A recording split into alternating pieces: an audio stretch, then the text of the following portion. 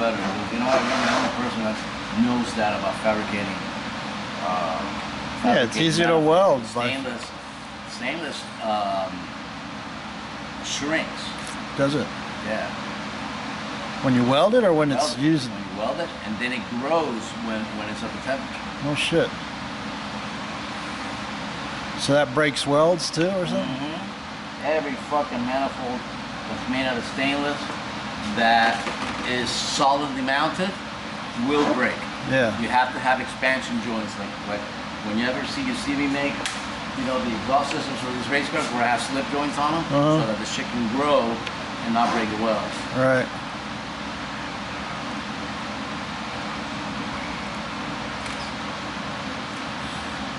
So this stuff, the mild steel is much more practical than for a manifold application. Practical and cheaper and welds easier. Yeah. And it won't break and it won't crack and it won't fail on you, even with a 30-pound turbo hanging off it? No, it's actually stronger. Is it? If you look at screws made out of carbon, and you take the same screw made out of stainless, and you over torque them, the stainless would pull the threads right out. Right. It's much weaker. It's used on boats because of the corrosion, but it's much weaker material. You know? It's just like stainless, just like billet. Billet is just a chunk of fucking aluminum that's been hogged out. Nothing special about billet, but everybody wants billet. It's the branding, the buzzwords, you know? Billet this, billet that.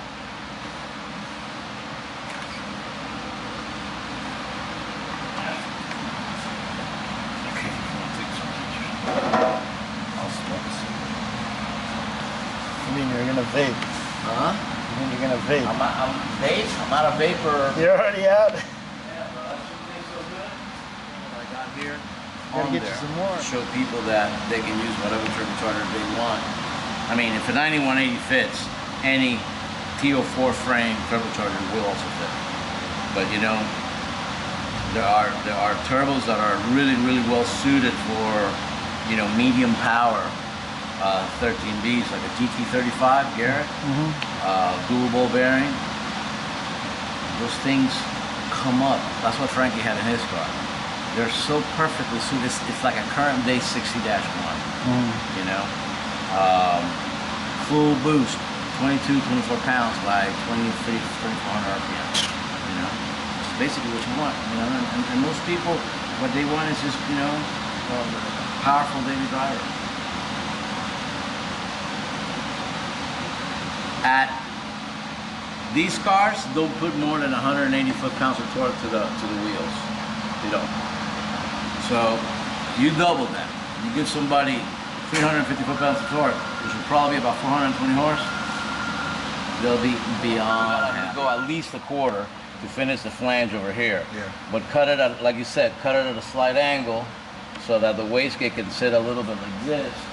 Well, you know, a little bit like that. I like to cut it first and just either way, put a couple tacks on it. It wouldn't matter because we're gonna give it the angle and a short piece so that you could go wherever you want. Okay, just but gotta get it away from the transmission and the motor. Exactly. The bell housing on the transmission is bigger so than. I'm trying to see here. One second.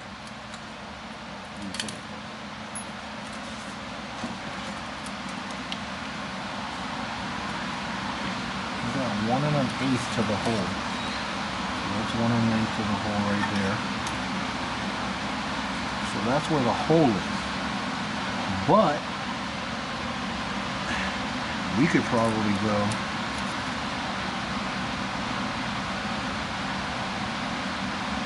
we could probably go 1 1/8 to there too and continue the same angle, but that would drop to the edge of there. I want it to drop here, which is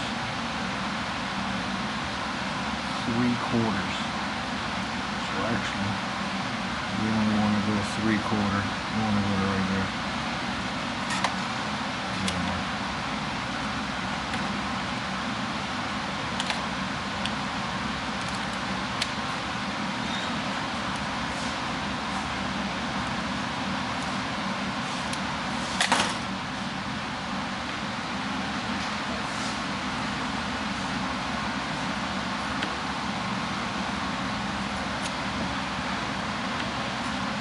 What's that line? You gonna make it that angled? Well, I'm looking at where that brings me because it's not as big of a drop as it looks because the piece goes in. So that's the back side of it. I need to go maybe not as steep.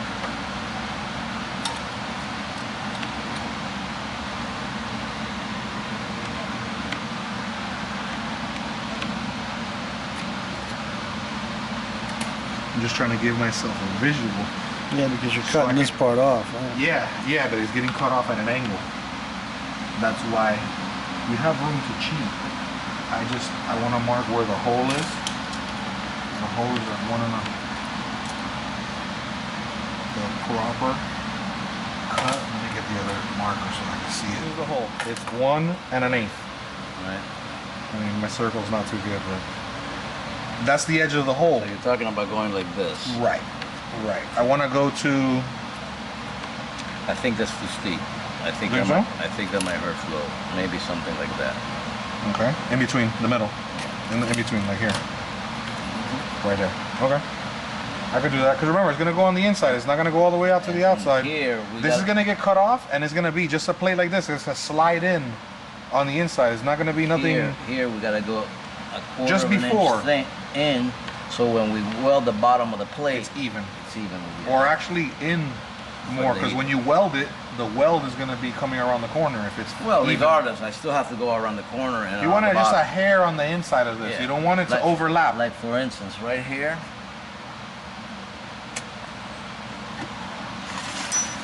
We made the. You want the plate to end up with a little bit of lip before the end, like this, right? You see here? Here, me pasé ever so slightly, right there on the groove, Yeah, but that's sure. so that I could adjust it. Oh, okay, right. Well, We were milling. I was thinking about this shit. I'll cut it off. I could do that.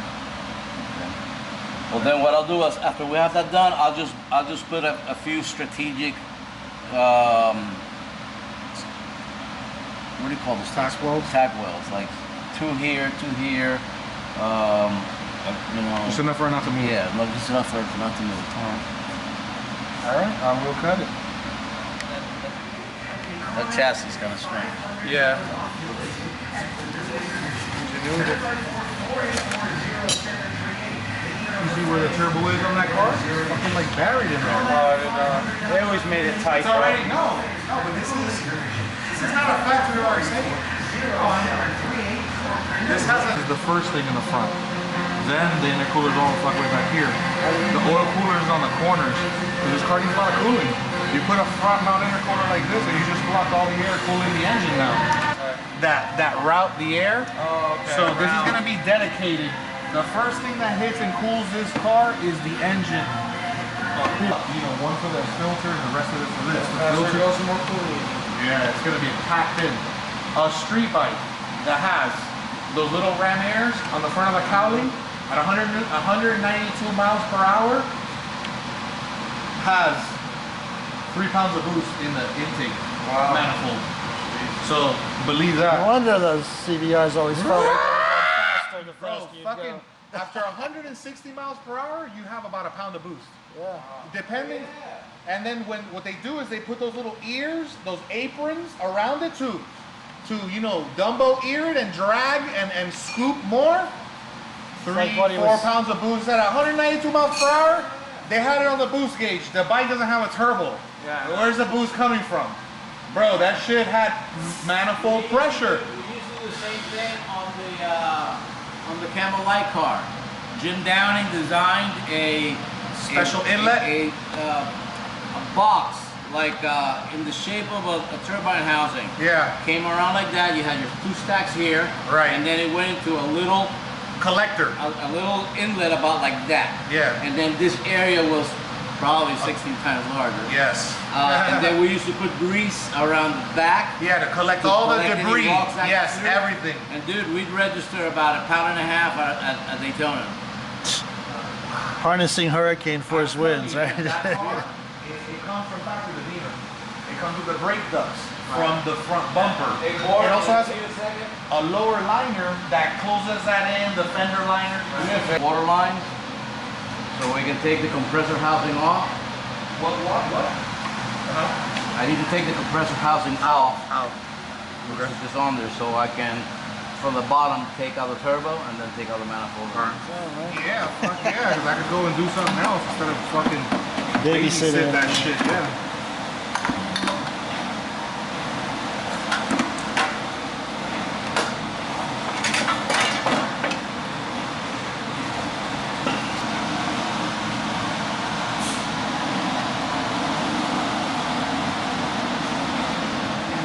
Manufacturer puts it in the same position.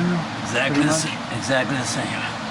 I'm just giving myself some playroom to take out the compressor housing because it's pretty big, and then take everything else out from the bottom.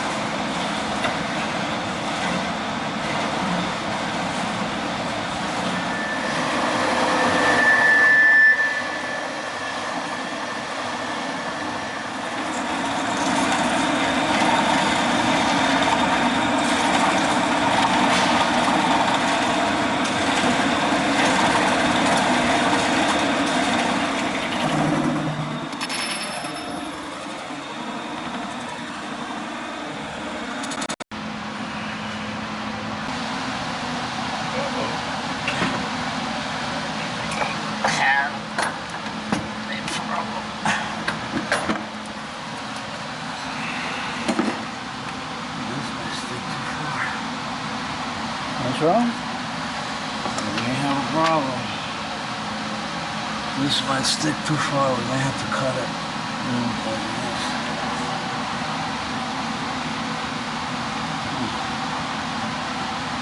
Compressor housing might hit it. Pardon me? Compressor housing is going to hit it. Ah, you're clear. Yeah. Unless you want to clock it more. Yeah, we definitely need to clock it more. Actually, we really don't.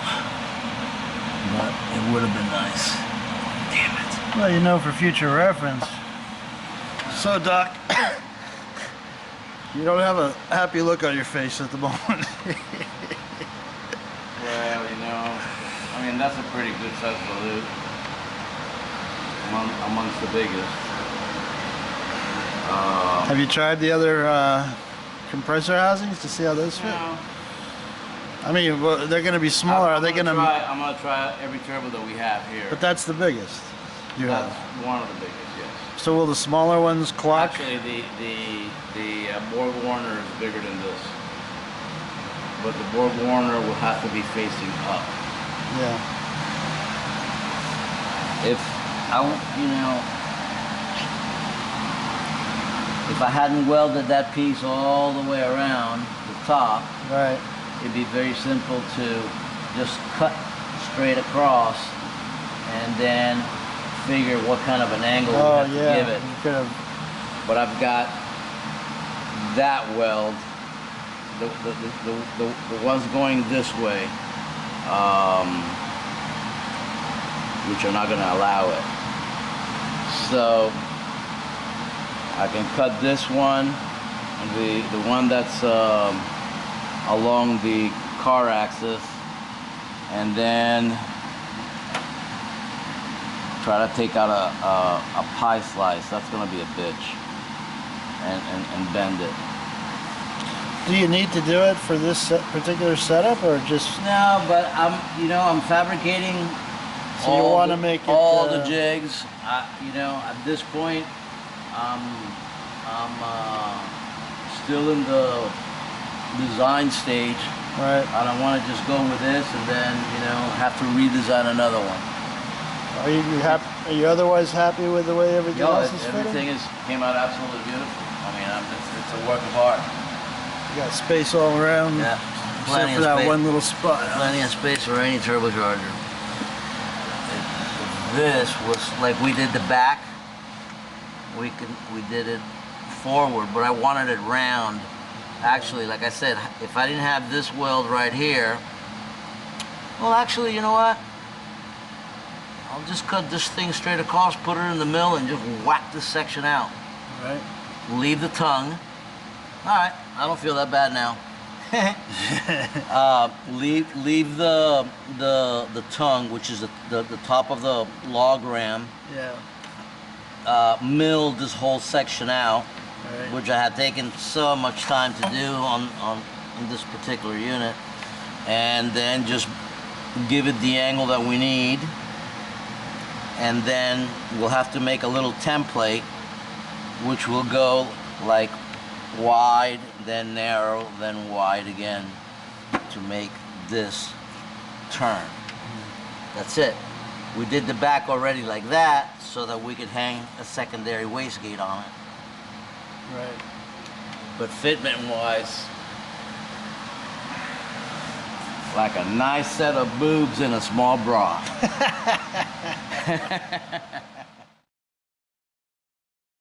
I love it. Absolutely love it. That's a good sized turbocharger too. Yeah. Very nice. It's no big deal. It's just, you know, I thought I could just walk away from it right now and concentrate on doing my race work and let Boris go to town. But I'll explain to him what to do, set it up in the mill, have him whack it out, we'll bend it, and we'll keep going. So it's just a couple more hours worth of work. But if this thing fits the way it fits, anything else will fit. I want to try out tomorrow one of our GT35s and one of the Wholeset HX3540 family, and then finally the big bore Gorner. We'll take pictures of all of that so that we can put it on the website and show customers that whether they choose the turbo that we chose or they want a different turbo, maybe they have one hanging around, maybe they could get one at a good price. Yep. They can go ahead and plumb it in. Yep. Very proud of that, the manifold, and that we nailed it first shot. I mean, that is just such a minor detail. But we'll straighten it out now. Well, that's what R&D is all about, right? Well, it takes a year or two to build the first one.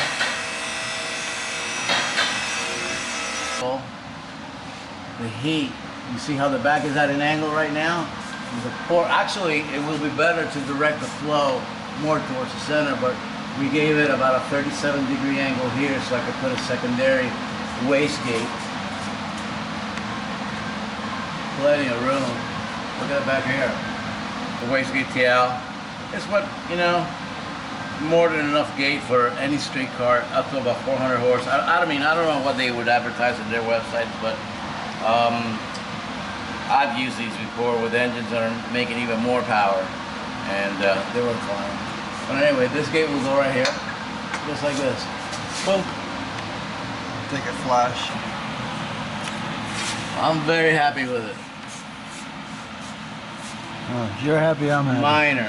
Minor oversight, and it wasn't even an oversight. I couldn't have jigged it. I couldn't have done it on the jig.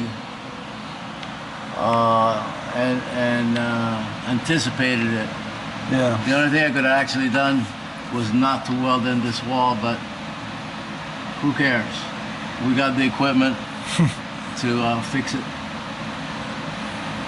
Everything else is dead on. And this manifold will take either a T3 or a T04 housing. Massive amount of space. What turbo is that with the 4-inch outlet? Is that a whole This set? is a Wholeset HE series. The HE There's two of them, the 351 and the 451. This is the bigger of the two.